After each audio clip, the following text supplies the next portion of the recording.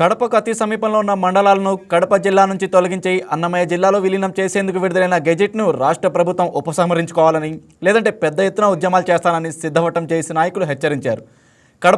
కడపకు తాగునీటి సరఫరా అయ్యేది సిద్ధవటం మండలం నుంచేనని రాష్ట్ర ప్రభుత్వం నిర్ణయం మార్చుకోకుంటే ఉద్యమాలు ఉధృతం చేస్తామని ఆందోళనకారులు హెచ్చరించారు. అవసరమైతే కడప నగరానికి నీటి సరఫరా నిలుపుదల చేస్తామని తెలిపారు.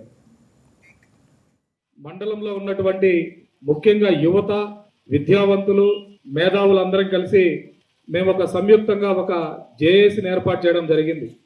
ఎందుకంటే ఈరోజు చాలా మంది నాయకులు ముందుకు రావడానికి భయపడుతున్నారు. వారు ఎందుకంటే పార్టీలకు మనం వ్యతిరేకంగా పోరాడితే మన భవిష్యత్తు ఉండదని చాలా మంది ముందుకు రాలేని పరిస్థితుల్లో జేఏసీ ఏర్పాటు చేసిన తర్వాత మా యొక్క కార్యాచరణ ఎంఆర్ఓ గారికి, కలెక్టర్ గారికి ప్రతినిత్యం అర్జీలు ఇస్తూ మా యొక్క ప్రాంతాలను కడప జిల్లాలో కొనసాగించాలనే దానిపైన మేము ప్రతినిత్యం పోరాడుతూ ఉన్న తర్వాత నిన్నటి రోజున మాధవరంలో సంపూర్ణ మద్దతుగా విద్యా సంస్థలు, వ్యాపారస్తులు, చేనేత రంగాలు ఉన్నట్టు ప్రతి ఒక్కరు కూడా పూర్తి మద్దతును ప్రకటించడం జరిగింది. ఈరోజు చూస్తే ఇటు బాగ్రాపేటలో, ఇటు సిద్ధవటంలో విద్యా సంస్థలు, మేధావులు అందరూ కూడా ముందుకొచ్చి ఇటువంటి రిలే దీక్షలు చేయడం వల్ల నిజంగా మాకు చాలా సంతోషంగా ఉంది.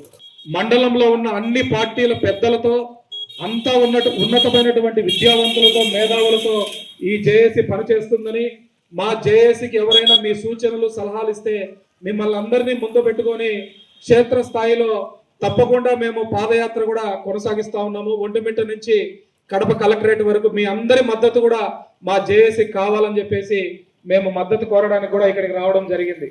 నియోజకవర్గంలో 6 మండలాలు ఒకటే నియోజకవర్గంలో ఉండాలి, పరిపాలన సౌలభ్యం బాగా జరగాలనే ఉద్దేశంతో వాళ్ళు ఆలోచన చేశారు. కానీ ఇక్కడ ఉన్నటువంటి ఇబ్బందులు ఈ యొక్క మనకు రాజంపేటకు, రాయచోటికి ఉన్నటువంటి దూరము, ఈ పేద ప్రజల యొక్క పరిస్థితులు వాళ్ళు గమనించలేదు. అదేవిధంగా సబ్ కమిటీని వేయడం, సబ్ కమిటీ ఈ 2 మండలాలను, ఒంటిమిట్ట, సిద్ధవటం మండలాలను రాయచోటిలో విలీనం చేసేటందుకు గజెట్ నోటిఫికేషన్ ఇవ్వడం జరిగింది. ఇస్తూ 30 రోజులు గడువు కూడా ఇవ్వడం జరిగింది. ఎవరన్నా అభ్యంతరాలు ఉంటే తెలపండి అని. ఈ యొక్క క్షేత్రస్థాయిలో ఉన్నటువంటి ఇబ్బందులను మేము అన్నీ ఈ విధంగా సిద్ధవటం పరిస్థితి ఈ విధంగా ఉంది. మా యొక్క పరిధి కడపకు అతి సమీపంలో ఉంది. ఇక్కడ నుండి త్రాగునీటి కూడా కడప పట్టణానికి ఇవ్వడం జరుగుతుంది.